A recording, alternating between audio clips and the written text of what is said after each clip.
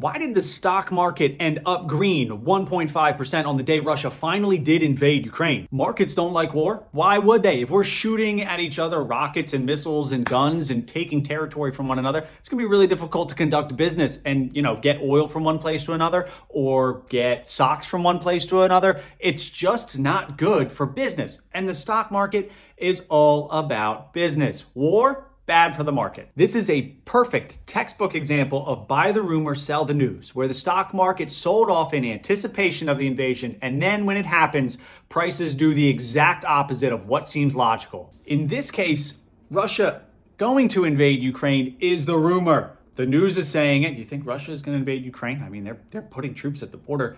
I think so. The news says so. Yeah, I think this is going to happen. Rumor, right? And then the news is Russia crosses the border into Ukraine, and it actually happens. And you get the headline, Russia invaded Ukraine. That's the news. So why then, when people were fearing this invasion so much and it finally happened, did the market go up? On February 11th, we start to see on Google Trends the keyword Ukraine start to tick up. People are starting to pay attention to the Ukraine-Russia situation.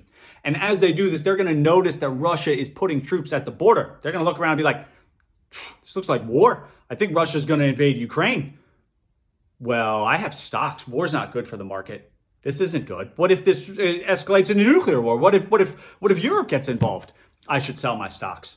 And people all around the world, active investors and traders, are having this conversation in their head and with their coworkers for the 2 weeks in between February 11th and February 24th. And finally, on February 24th, Russia invades.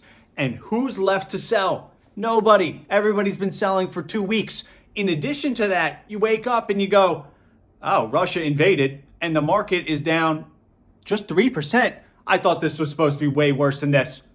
Well, now I have all this cash and I don't have anything left to sell. Some of the names I liked are kind of cheap. Maybe I should buy. Maybe I should buy a lot.